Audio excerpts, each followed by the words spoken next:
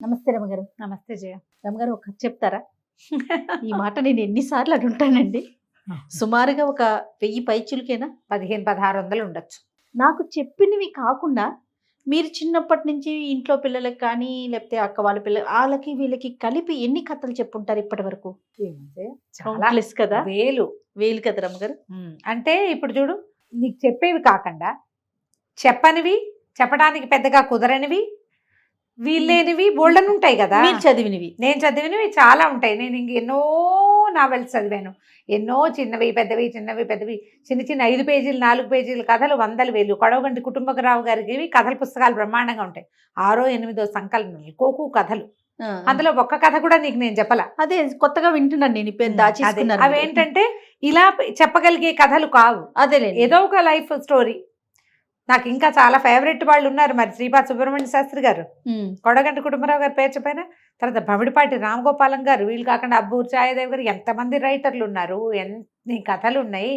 నేను చెప్పినవి కాకుండా కొన్ని వేలు చదివాను నేను.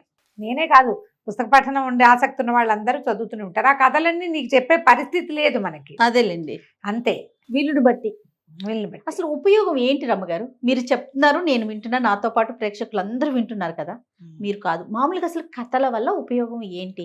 మొదటిది వినోదము, విజ్ఞానము, బుద్ధి వికాసము. బుద్ధి వికాసం జరుగుతుంది ఖచ్చితంగా. చెప్పే విధానం బట్టి ఉంటుందా? విధానం అంటే కథని మనం సందర్భానుసారంగా ఓ కథ చెప్తాం అనుకో జయ. ఆ సందర్భాన్ని బట్టి మనకి కథ అర్థమైతే ఈ సిచ్యువేషన్లో ఎట్లా యాక్ట్ చేయాలి అనేది తెలుస్తుంది. ఇప్పుడు పంచతంత్ర కథలు ఉన్నాయి. ఏ సిచ్యువేషన్లో రాజు ఎలా స్పందించాలో చెప్పబడిన కథలు అవి. రాజులే కాకుండా అవి సామాన్య మానవులు అందరూ వాడుకోవచ్చు. ఎవరితో ఎలా ఉండాలి, ఎవరితో జాగ్రత్తగా ఉండాలి, ఎవరితో ఎలా ఉండకూడదు, ఏ పరిస్థితిలో ఎవరు ఎలా యాక్ట్ చేయొచ్చు, యాక్ట్ చేయకూడదు. బుద్ధి వికాసం ఖచ్చితంగా వస్తుంది కథలతోటి. దాన్ని తీసుకునే తీరు. సత్కాలక్షేపం కూడా, టైం వేస్ట్ చేయకుండా మనం ఏదో కాలక్షేపం చేస్తాం, అది మనకు ఉపయోగపడుతుంది. ప్రతి విషయము ఎక్కడో చోట ఉపయోగపడుతుంది. మానసికమైన పరిణతి కథల వల్ల లభిస్తుంది జయ. నా ఉద్దేశం మాత్రం అదే. ఏదైతే మనం సుమన్ టీవీలో కథల సిరీస్ స్టార్ట్ చేసాం, అంతకుముందు చాలా మంది చెప్పారండి. పేపర్లో మనం స్టోరీలు వింటూ ఉంటాము, చాలా మంది చెప్పే వాళ్ళని కూడా చూసాం. అంతా కూడా సింగిల్గా చెప్పింది, ఎవరికి వాళ్ళు ఇండివిజువల్గా వాళ్ళకి ఒక స్టోరీ చెప్పడం, లేదా ఒక పేపర్లో ఒక స్టోరీ రావటం, లేదా వాయిస్లో రావటం. ఫస్ట్ టైం ఇట్లా 1+1 కూర్చొని ఒక స్టోరీని అందించి మనమే మొదలు పెట్టాం. ఆ క్రెడిట్ నిజంగా మనకే దక్కుతుంది అనుకోవాలి. నా తర్వాత చాలా మంది చేసిన మన దాంట్లో కూడా నా క్రెడిట్ ఇంకొకళ్ళకి రాలేదు. నేను బాగా నచ్చాను ప్రజలకి. అంటే మీరు చెప్పే తీర్పుడు ఒక్కొక్కరు ఒక్కొక్క విషయానికి కనెక్ట్ అవుతారు కదా.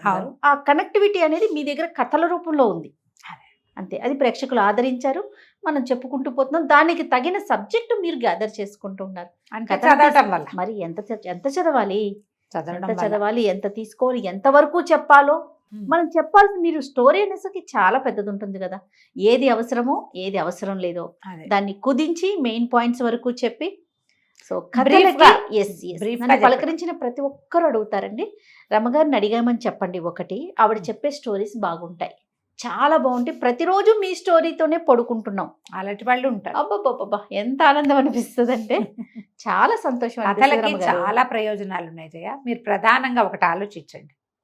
ఇప్పుడు నేను చెప్తున్నా, నాకు మీరు కనెక్ట్ అయ్యారు, మీరు మీ పిల్లలకు చెప్తారు, మీ పిల్లలు మీకు కనెక్ట్ అవుతారు. మనం కలిసి ఉండటానికి ఇది ఉపయోగిస్తుంది జయ, చాలా ఉపయోగపడుతుంది.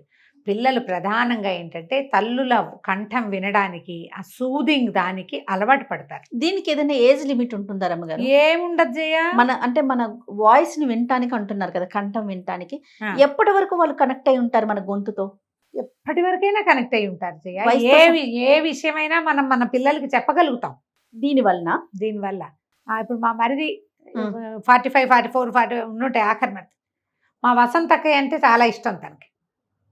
ఏదైనా ఫంక్షన్లో కలిస్తే ఠకీమని దగ్గర కూర్చున్నాడు, వసంత వదిన ఒక కథ చెప్పు అని. ఆయన ఒక వేద పండితుడు, 100 మంది శిష్యులు ఉన్నారు తనకి. అది వేద పాఠశాలకు వెళ్తుంటారు. పాఠశాలకు వెళ్తాను కదా నేను, ఖచ్చితంగా వసంత వదిన ఒక కథ చెప్పంటే నవ్వుతుంది మా వసంత. వీడికి నా గొంతు చాలా సంతోషంగా ఉంటుంది అనమాట. నా గొంతు ఇష్టం అని చెప్పలేకపోతాం కదా. ఇప్పుడు నా గొంతుకు కాదు, వసంత వదిన గొంతుకు కనెక్ట్ అవుతాడు తను. అట్లా ఉంటారు, తను మాట్లాడితే ఇష్టం. పిల్లలకి అది ఉంటుందా రమ్మగారు? గ్యారంటీగా ఉంటుంది, గ్యారంటీగా. ఎలాంటి విపత్కర పరిస్థితుల్లో అయినా మనం పిల్లల్ని మన వైపు తిప్పుకోగలుగుతాం. మనం అదే అలవాటు చేస్తే మన మాట వినేలాగా చేసుకోగలుగుతాం. ఫస్ట్ నుంచి చేస్తే గనక చెయ్యాలి, ఆ, చిన్నప్పటి ఆ. నుంచి చెయ్యాలి. ఇది మంచి అలవాటు. చదవటం ఇట్లా కొన్నాళ్ళు ఏదో శాస్త్రానికి చేసినట్టు చేసి మానేయడం అయితే కాదు. Regular practice. Regular practice. నేను ఇప్పుడేం కథలు చెప్పను జయ, కానీ మా వాడు ఒక క్యారెక్టర్ పేరు ఏదో చెప్తాడు, అది అడుగుతాడు, అమ్మా ఆ రాక్షసుడు అదేదో పేరుంది వచ్చింది ఇక్కడ, వీళ్ళెవరు అని. దాని మీద ఓకే, దాని మీద విషయం మీరు చెప్తారు. ప్రేక్షకులకి ఇంత దగ్గర అవటానికి ఇంకో కారణం ఏంటంటే చదువుకోని అవసరం లేదు. మనం స్టార్ట్ చేసిన ఈ సిరీస్ లో వాళ్ళు చదవక్కర్లేదు, వాళ్ళు పనులు చేసుకుంటూ అమ్మల స్టోరీలు వినేసి ఒక మదర్ గారు, ఇప్పుడు నేను చెప్తున్నాను అమ్మగారు, ఇప్పుడు మీతో ఉంటాను కాబట్టి నాకు గుర్తుంటది. ఇన్ని స్టోరీల మీద మర్చిపోతూ ఉంటాను. నేను కూడా ఏం చేస్తాను, మీ స్టోరీని పెట్టుకుని వింటా, ఏదో పని చేసుకుంటూ వింటా. అది నాకు, నేను చెప్తానికి నాకు ఈజీ అవుతుంది. ఇది ఒకటి మనకి చాలా మార్గాన్ని సుగమం చేసింది అనుకోవాలి. చాలా దగ్గరగా వాళ్ళ ఇంట్లోకి వెళ్ళిపోయాం అనమాట. మీరు ఆలోచించండి, ఏ ఏజ్ వాళ్ళకైనా మంచి మాట ఎవరికైనా కావాలి కదా, ఖచ్చితంగా కావాలి. కానీ మీరు అన్నట్లుగా ఫస్ట్ నుంచి ప్రాక్టీస్ ఉండాలి. ఉంటే ఇంకా బాగుంటుంది. 15 ఏళ్ళు వచ్చేసిన పిల్లలకి మనం స్టోరీ చెప్తామని అప్పుడు స్టార్ట్ చేస్తే వినరు కదా. వెండు ఇంకొంచెం ముందు నుంచి మొదలు పెట్టాలి. ఒకవేళ పిల్లలకి ఆసక్తి ఉందనుకోండి, వింటారు, చెప్పడం స్టార్ట్ చేయొచ్చు. అవును స్టార్ట్ చేయొచ్చు, మంచిదే అది. అవును. చందమామలో ఒక కథ ఉంది జయ. ఏంటి కథల ఉపయోగమా? కథల వల్ల ఉపయోగం బాగుంది కదా. వసుంధర గారు రాసిండేమోనని అనుకుంటున్నా, చాలా రోజులైంది, కానీ ఇప్పుడు ఈ సందర్భంగా ఇప్పుడు చెప్పచ్చు మనం. పూర్వం అంట ఒక ఊర్లో కృష్ణశాస్త్రి గారు, కృష్ణ శర్మ అని ఒక ఆయన ఉండేవారు. ఈయన ఏంటంటే మహాపండితుడు, చాలా విజ్ఞాన ఖని ఆయన. ఆయనకు ఒక కుమారుడు ఉన్నాడు, వేద శర్మ అతని పేరు. ఈ కృష్ణ శర్మ గారు ఆ పాండిత్యంతో ఆ శిష్యులు వాళ్ళు వీళ్ళు ఉండేవాళ్ళు. అందరికీ మంచి మంచి కథలు అవి చెప్పేవారు, కథాకాలక్షేపంగా ఉండేది. అయితే ఈయన కుమారుడు కూడా బాగా చదువుకున్న వేద శర్మ రాజుగారి దగ్గర ఉద్యోగం చేస్తారు, వేద పండితుడిగా, ఆస్థాన పండితుడిగా ఉన్నాడు. తండ్రి తాలూకు ఈ పద్ధతి అతనికి పెద్ద నచ్చేది కదా. సాయంకాలం అయ్యేసరికి వాకిట్లో ఎవరో జనం చేరేవాళ్ళు, అందరికీ మంచి మంచి కథలు చెప్పేవారు. ఈయన జీవన రహస్యాలు బోధిస్తూ ఉంటే, ఎందుకు నాన్న ఇట్లా కథాకాలక్షేపం చేస్తావు, ఎందుకు ఇది, నీ విజ్ఞానాన్ని వృధా చేసుకుంటున్నావు, నువ్వు విజ్ఞానం వృధా అయిపోతుంది అనేవాడు. అయితే ఈయన కథల వల్ల చాలా ప్రయోజనాలు ఉన్నాయిరా, నీకు తెలీదు, సందర్భానుసారం ఎప్పుడో నీకు అర్థమవుతుందని వారు. అయితే ఒకసారి ఏమైంది, రాజుగారి పని మీద ఈయన ఇంకా మయూర దేశమో ఏదో మయూర ద్వీపం, ఒక ద్వీపాంతరవాసానికి వెళ్ళవలసి వచ్చింది. వెళ్తున్నాడు ఆయన. వెళ్తుంటే వేద శర్మతో పాటు కృష్ణ శర్మ గారు కూడా వెళ్ళేసరికల్లా సరే రాజుగారు వాళ్ళు వీళ్ళు చాలామంది చేరారు. మరి అక్కడ ఆగిపోవాల్సి వచ్చింది. వీళ్ళు అయిపోతే రాజుగారు ఆతిథ్యం ఇచ్చారు. రాజుగారి విదూషకుడు కూడా వీళ్ళ ప్రాంతం వాడే అక్కడికి వెళ్ళి స్థిరపడిపోయాడు ఆ మయూర ద్వీపంలో. అయితే ఏమైంది, వీళ్ళేమో శాకాహారులు, మధ్య మాంసాదుల జోలికి వెళ్ళే వాళ్ళు కాదు. అక్కడ అలా అలవాట్లున్న ప్రాంతం అనమాట అది. సరే అందరు భోజనాలకి వాటికి కూర్చుంటే ఈ విదూషకుడు వేళాకోళంగా ఒక 1 డజన్ మద్యాల పేర్లు చెప్పి, పిట్లలో ఏదిపుచ్చుకుంటారండి తమరు అన్నాడు.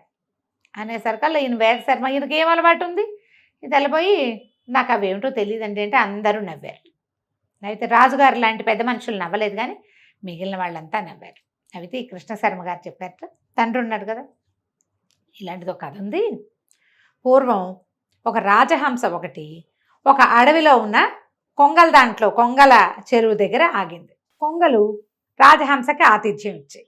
ఈ ఆతిథ్యం ఏంటంటే, బాగున్నావా, ఏ ఊరండి మీది కనుక్కున్న తర్వాత, ఏమన్నా తింటారా, నత్తలు తింటావా, పీతలు తింటావా, ఎండ్రకాయలు తింటావా, చిన్న పొన్న చేపలు ఉన్నాయి అవి తింటావా అని కొంగలన్నీ అడిగినాయి.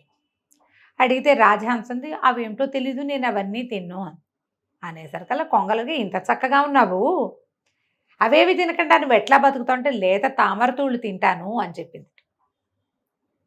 కొంగలు ఆశ్చర్యపోయినాయి. అలాగే ఉంటుంది అన్నాడు. అనగానే చుట్టుపక్కల వాళ్ళంతా విరగబడి నవ్వారు. ఇప్పుడు ఈయనకి మద్యం తెలియకపోతే ముందు నవ్వు ఎక్కిరిచ్చారు, అది కూడా తెలియదా అని. ఇప్పుడు చూడు, కొంగ హంస కదా, హంసలు ఎక్కడుంటాయి, అవి మానస సరోవరంలో. అవును. కొంగలకేముంది, ఊరి బురదలో కూడా తింటాయి. అవును. ఇప్పుడు తిననిది గొప్పదా, తినేవి గొప్పవా? చూడు కథలో ఎట్లా వచ్చిందో. దాంతో అందరు నవ్వారు. రాజుగారు కూడా పక్కపక్క నవ్వేశాడు. విదూషకుడు సరే సర్దుకూరుకున్నాడు. సర్దుకునేసరికి సరే మొత్తానికి గిజనాలు అయినాయి. వీళ్ళు ఇంక కొద్ది రోజులు ఉండవలసి వచ్చింది. మళ్ళా విదూషకుడు పిలిచాడు తమ ఇంటికి భోజనానికి పిలిచినప్పుడు చెప్పాడు, నేను ఇవన్నీ తినేవాడిని తాగేవాడిని కాదండి. మనం ఏ ప్రాంతంలో ఉన్నామో ఆ ప్రాంతంలో నేర్చుకోవాలి. ఇక్కడికి వచ్చాకే నేర్చుకున్నాం. మన ప్రాంతాన్ని బట్టి కదా మనం మారాలి. మనం మారాలి. మీరు ఇక్కడ ఎక్కువ కాలం ఉండాలంటే మాంసం తినం మద్యం తాగమంటే ఎట్లా కుదురుతుంది అని అన్నాడు. అనేసరికల్లా తండ్రి వైపు కుతూహలంగా చూస్తున్నాడు కుమారుడు, ఏం కథ చెప్తాడు అని. ప్రజలంతా కూడా చూస్తున్నట్టు, ఆయన చుట్టూతా ఉన్న వాళ్ళంతా. ఈయన అన్నట్ట, పూర్వం ఒకసారి రైతు గొడ్లను తోలుకుని వెళ్ళాడు అడవికి.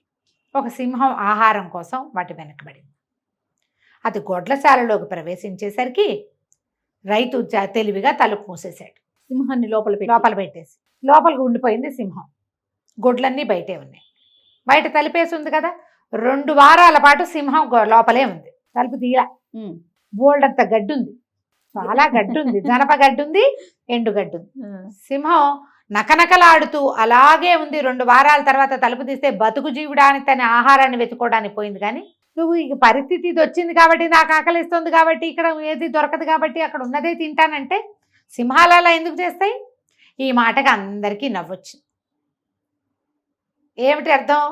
నువ్వంటే ఏదైనా మేస్తావు, నేను మెయ్యను, మేము సింహాలం అలాంటివి. చూడు ఎంత అర్థం వచ్చిందో. సూపర్. నిశ్శబ్దంగా ఊరుకున్నాడు విదూషకుడు.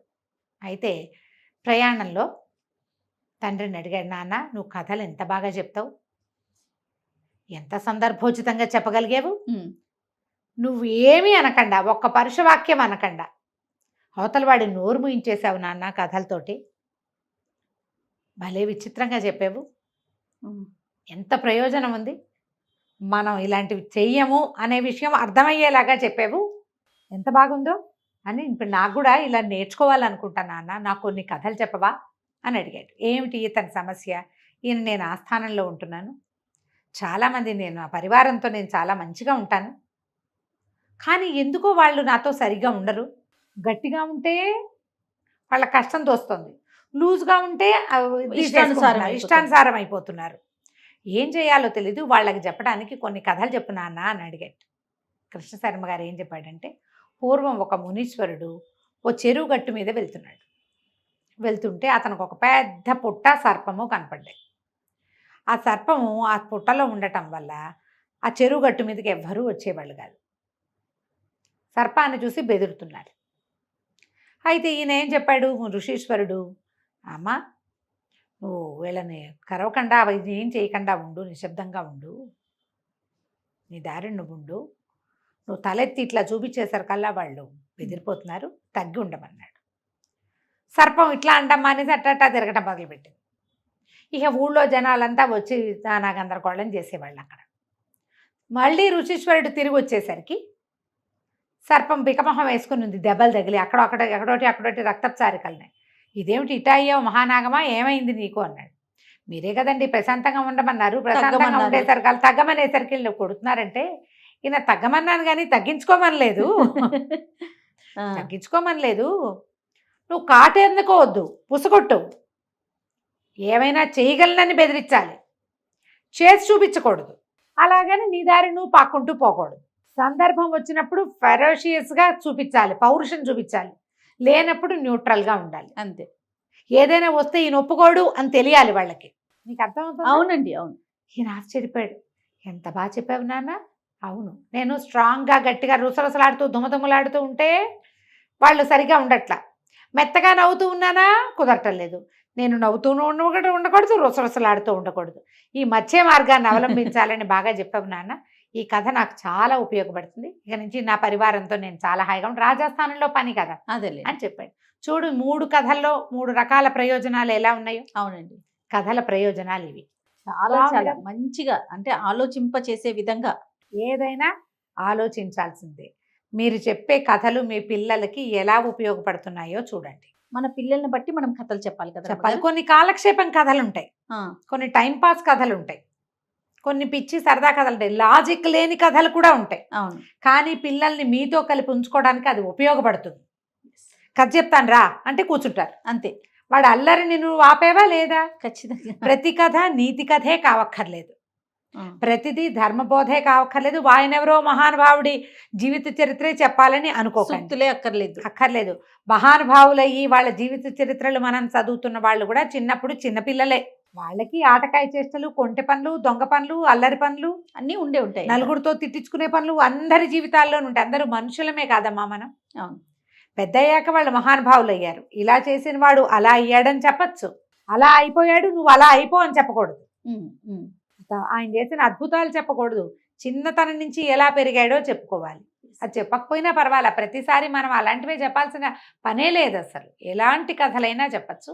కథ అంటూ చెప్పడం అలవాటు చేసుకోండి, మీకు చాలా ఉపయోగపడుతుంది. ఖచ్చితంగా రమ్మ గారు. నమస్తే. నమస్తే.